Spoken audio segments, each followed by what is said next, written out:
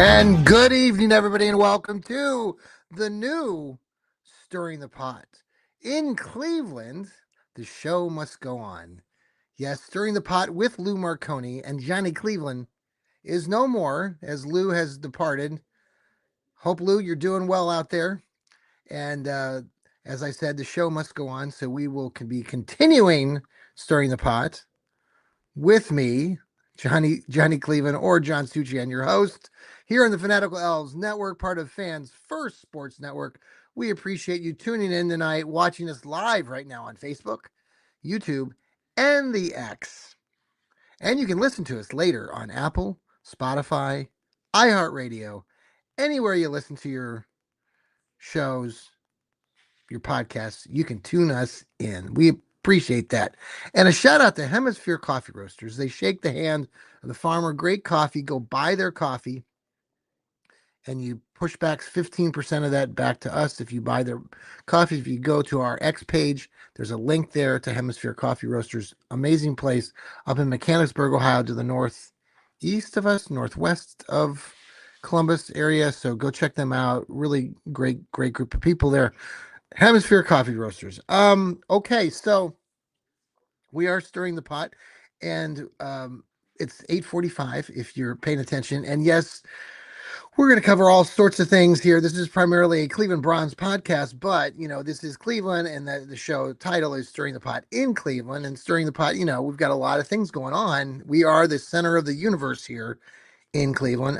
Part of the show, if you are interested in podcasting, or if you've podcasted or you have your own podcast somewhere, would love to get in contact with you. And if we run this show moving forward, love to have a guest here and there where we can duke it out and discuss the various topics here in Cleveland. So with that, so we'll get back into the Brownies situation here. We're waiting on who the Browns are going to select as their new defensive coordinator. Jim Schwartz, the 4-year guy here in Cleveland, he has departed, and he didn't like the fact that he didn't get hired. We've talked about this on our other show. By the way, tomorrow night, we'll be having a Fanatical Elves show coming back at 7:30 Eastern with Steve Gill and Sam Britton and myself. Following that at 9 o'clock, you'll see Rod Bloom and his brother Jeff with the legendary Browns Blitz show. So tune into their programming tomorrow night. So we don't know who the Browns are going to go with. Jim Schwartz again departed. He didn't like the fact that he didn't get the job as the head coach. Instead, Todd Monken was selected as the coach, and Schwartz was angered by that, was bothered by that. And it's not, I know there's a lot of back and forth on conversations, supporting or not supporting what he did. I mean, Schwartz is an older guy like me. I mean, you've been in the workforce for a long time, and he's probably had his sights set on being the head coach and didn't get it. So he still has some years on his contract, but that's null and void at this point. He's off and running. I heard a couple stories that he might be running off to the Raiders, so we'll see if that comes to be. So right now, the Browns have 4 or 5 people that they are very interested in as defensive coordinators. We'll see who that ends up being. I know my colleague Steve Gill talked about a couple of those guys earlier. I'm not going to get into that part of the conversation because honestly, I don't know a lot about these guys. I know a couple of them have worked, like the one guy, I can't pronounce his last name, worked with Schwartz, has been part of the Browns team already. So we'll see what happens with all that. But at this point, Todd Monken's the head coach. Todd Monken has mentioned that he was going to try to keep to what the Browns defense has done in the past. The offense seems to be the bit on the team that's going to need the most work. And with that, the Browns have free agency coming up. The Browns have the draft coming up. I write for Dog Pound Daily. Now again, I used to write and hadn't written. Now I'm back writing with them. There was an article recently released about the draft, and we've talked about this with various other members of our Fanatical Elves network, like Joel Cade, who does What the Elf Is That show. He often talks about draft capital and the value of draft capital, and the fact that the Browns have several, they have 10 picks in this year's draft. And the value of those picks, if you look at how it's broken down, obviously the higher the pick, the more value in return based on their performance on the field and all these things add up to a better draft capital. And so when they run these things, it suggests that the Browns have the most. They're in a really good position. I think they're ranked third. The Jets are ranked number one. The Raiders are rated number two. Raiders have the number one draft pick, and the Browns are rated number three. That's shocking because the Browns do have multiple picks. They have picks high in the top 50. They have the sixth pick. They have the 24th or the 25th pick. So that's good value there. Now, what the Browns do with that, who do they take at number 6? Who do they take at number 24, 25? That's still going to be up for much debate as we get closer to April 23rd. That's when the draft starts in Pittsburgh, Pennsylvania. Don't like the Steelers, but Pittsburgh's a really cool town. If you get an opportunity to go to an NFL draft, we got to go to the one here when it was in Cleveland. So I would encourage you, if you're a football fan, it's a really a neat experience.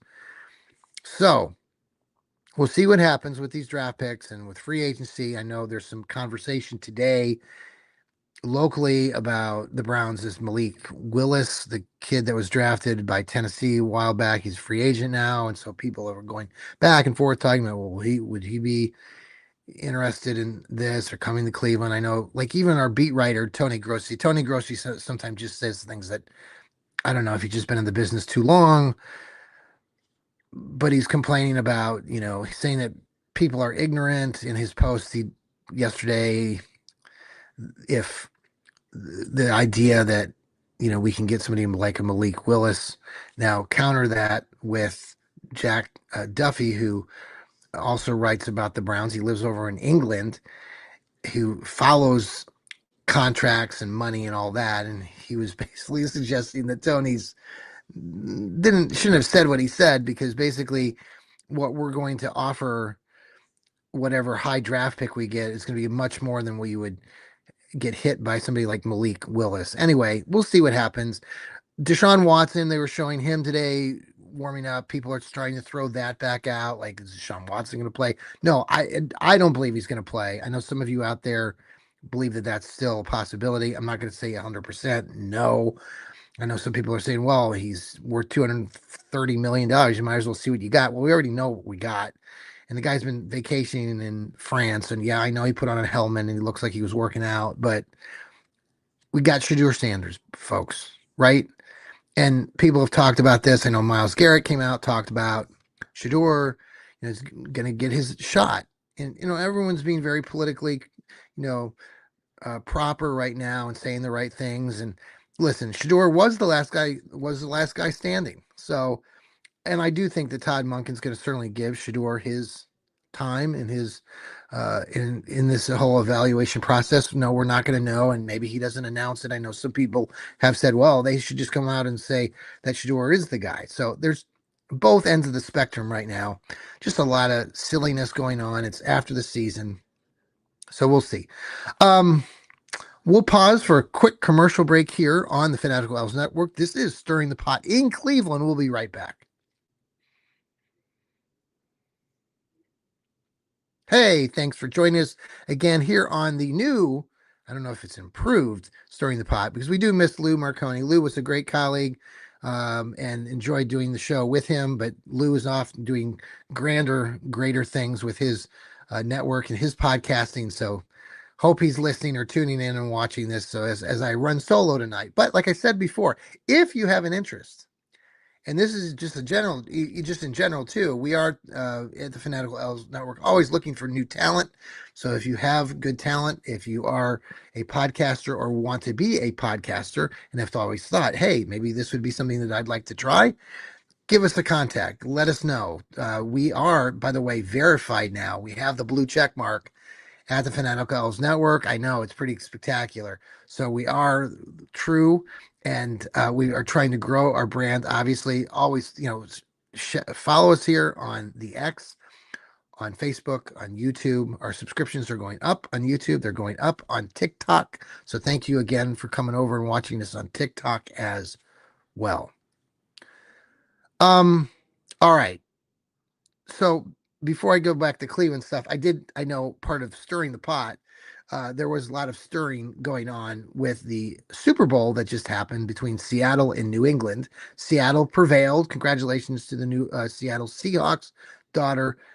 My sister-in-law also live out in Seattle. Go Hawks! They call them the Hawks. They're the 12th man, the good crowd out there.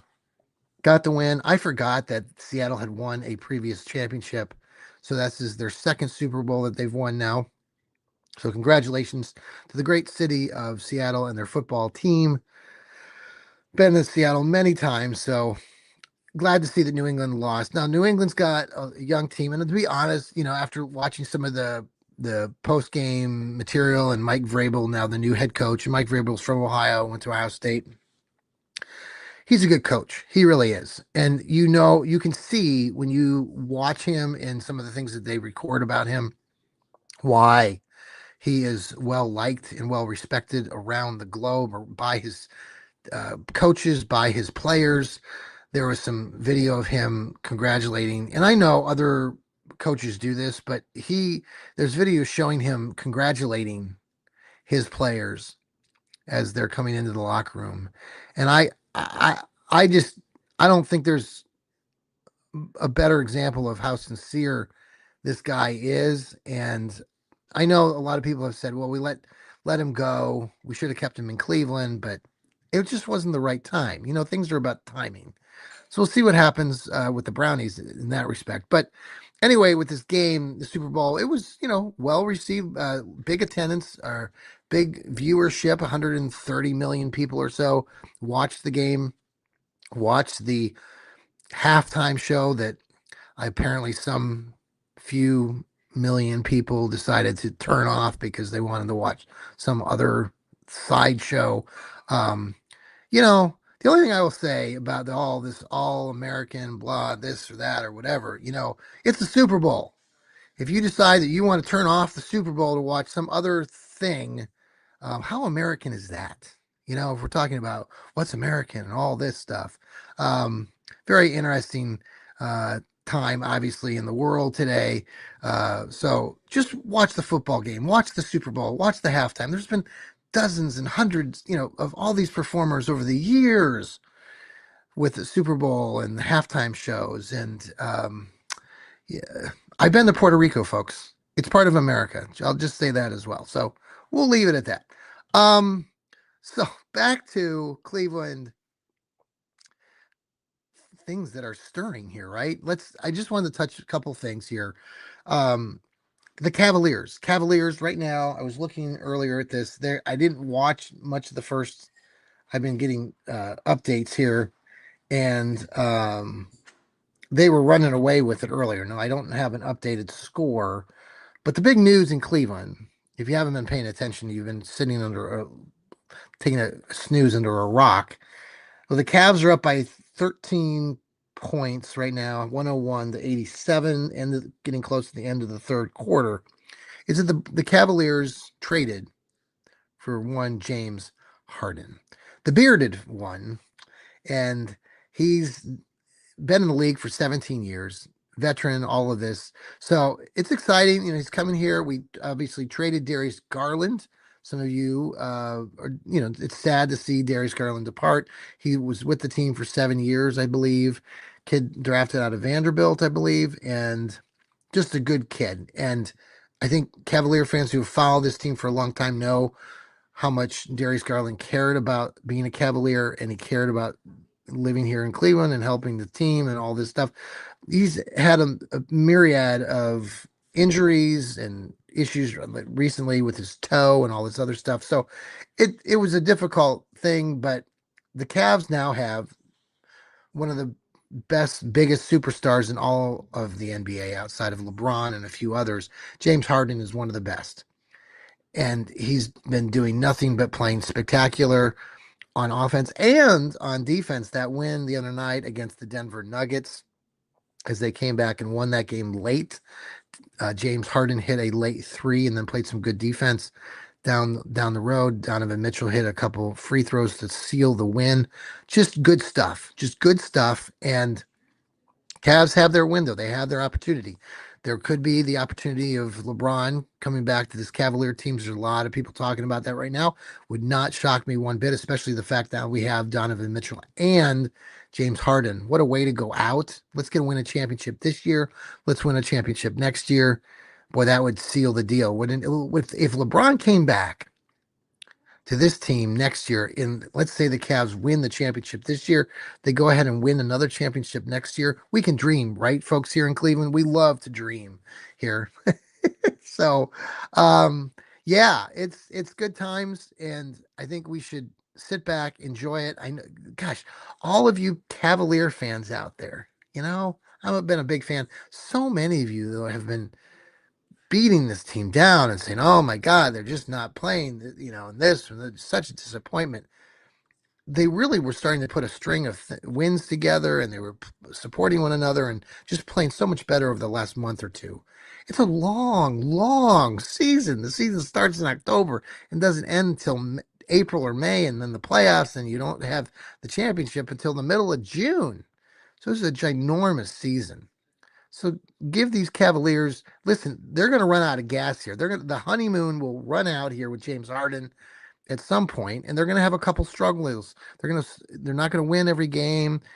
They may lose a couple games, let's say going into the playoffs, and people will start panicking. Don't panic.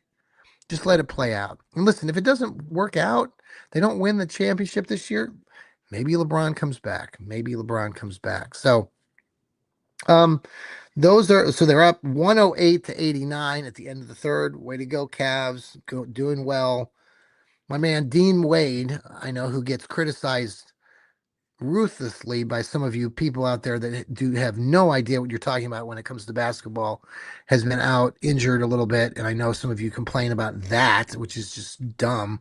But we'll talk more about that on my own Johnny Cleveland show another time. A couple other things. Let me see here. Let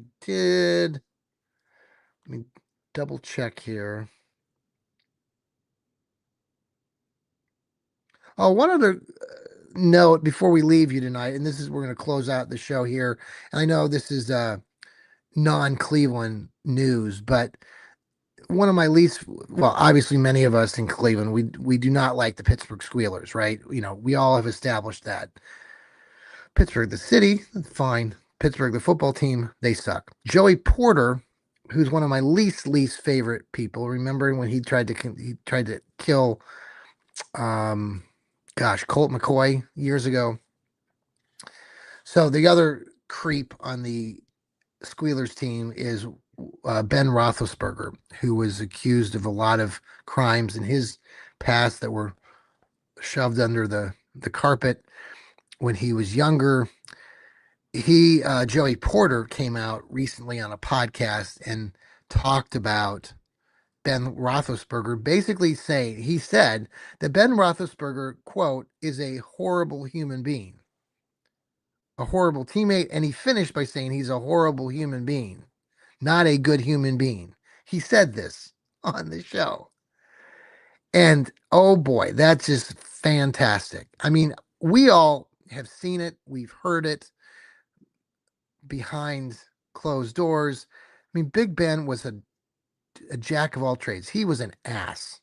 And it's just funny when it's coming from somebody like Joey Porter. Joey Porter says, well, we supported our quarterback. He played for our team and we'll support him. We got a Super Bowl with him and all this stuff. Acted kind of nonchalant about it, but he's a horrible guy. A horrible human is how he described him at the end. He actually said that.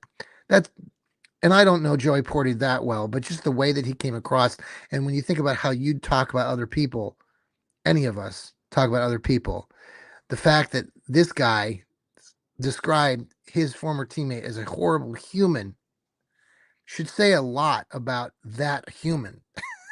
I know everybody has a different side. There's always two sides to a story, and I'm pretty sure that Roethlisberger would probably counter that, but it is fun and it's entertainment, but it does lead into a lot of what this guy was. He was a creep. And, I know all those years, we played against him, the Browns played against him, and he, won all those games multiple times, came out of Miami, all those things. Like, I'm good riddance. I'm glad that the guy never played as a Cleveland Brown. And, I'm glad that people are pointing it out that this guy was an ass. So, we'll end on that here in Stirring the Pot in Cleveland. We appreciate you tuning in for the show. Again, if you have an interest in joining us or co-hosting this on occasion or being a guest on our Stirring the Pot and go toe-to-toe with me, that would be fantastic. So let us know here on the Fanatical Elves Network. Until next time, enjoy the new music. I know, Lou, if you listen to the show, I did add, it's not elevator music. I did find something that's a little bit more creative. So enjoy, everybody. Take care and go Browns. We'll see you tomorrow night, Thursday, Fanatical Elf Show at 7:30. Browns Blitz at 9 o'clock with Rod Bloom. See you then. Goodbye.